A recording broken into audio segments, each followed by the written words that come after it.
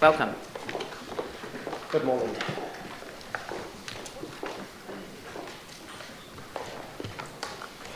Too many people go the wrong way down one-way streets. We need to put warning lights on the back of the one-way light intersections. There have been many near misses and people killed.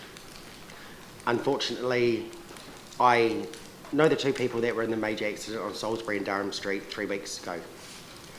Unfortunately, one of them passed away, and the other person is recovering, but obviously there's a very long way. I started a petition about a week after the accident, and I currently have 1,203 supporters. I also have a support letter from the Hagley Ferrymead Community Board as well. Myself, I don't know about any of you, if you've suffered a tragic loss to homicide. I've suffered two. One was a family member, and then this one was two extremely close friends that I've known for a very long time. Obviously there is a cost involved. I have looked into that, and the approximate cost to do all the intersections in Christchurch is approximately about 2.7 million. I'd like to present the petition this morning with the support that I've got from people in Christchurch, people from overseas, and people from all over New Zealand. Obviously my aim is to get this up and running, hopefully with the support in Christchurch, but then widen it to all of New Zealand to hopefully avoid any other family having to go through what these families have had to suffer. Thank you. Thank you. I certainly would like to see this petition referred to our Infrastructure, Transport and Environment Committee so that we can get some staff reporting on it and obviously invite people to make submissions on it. Obviously there's overseas experience that we could draw on. There's probably issues around different parts of the country that we could draw on. I certainly would want some advice from the transport agency. So there's a lot of players involved. I'm not going to pretend it's not a significant amount of money because it is. 2.7 million represents what on rates? 0.75%, so just under 1% of rates, which is a significant, amount of money. So other ways of funding it might be a possibility in terms of the consideration as well. So there's lots of different things that we'd want to look at, but we really appreciate and recognise that tragic circumstances have brought you here, but appreciate the fact that often that's what it takes to raise an issue and to make meaning of tragedy. So has anyone got any questions that they'd like to ask? Pauline? Thank you for coming in and very courageous of you to do that.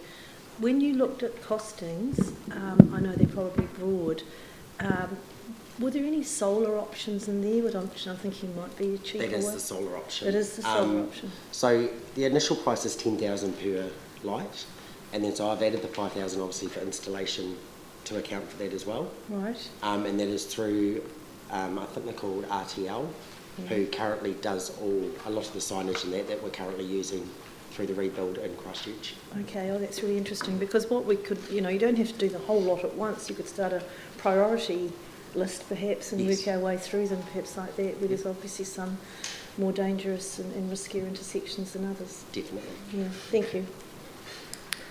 All right. So, well, I'd like to move that the petition be referred to the Infrastructure, Transport and Environment Committee with a staff report and also advice from the New Zealand Transport Agency. Would that make sense? Yes. Including advice from the New Zealand Transport Agency. Is it them or the Ministry of Transport? It doesn't matter. I don't know why I'm looking at you. I don't know either. Yeah. Yeah, that'll pick it up. Yeah. And Could that report also include maybe suggestions on a list of priorities of those intersections, etc.? So, you know, we know that we're going through a huge change with our one-way systems and our roading in the central city, and you know, like, I think that's got to be part of it as well, with That's CTOC, right. etc. I think the council actually recommended in its proposed draft city plan that the one-way streets be got rid of altogether, so... Yeah, however I'm just thinking that it would get as much information in that report front up. Yes, we will. And thank you very much. Yeah. Yanni, would you like to second that?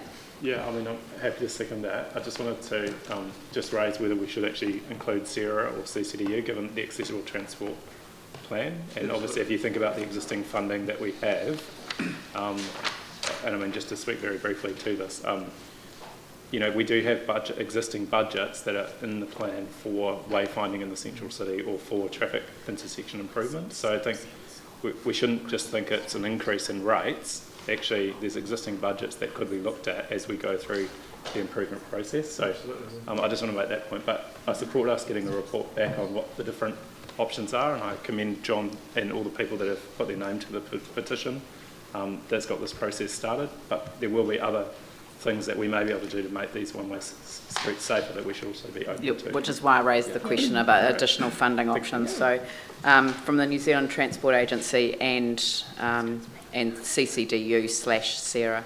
Plus it's only because once in a rates if it's operational, and I'm assuming traffic lights are Yeah. events or offence. Oh. Yeah, events. Anyway. Yeah. Excellent. All right, I'll put that motion. All those in favour say aye. Aye. Those opposed say no. That's carried. Thank you very much. Thank you. Thank you. Generally, someone approves the petition. Yeah, Yep.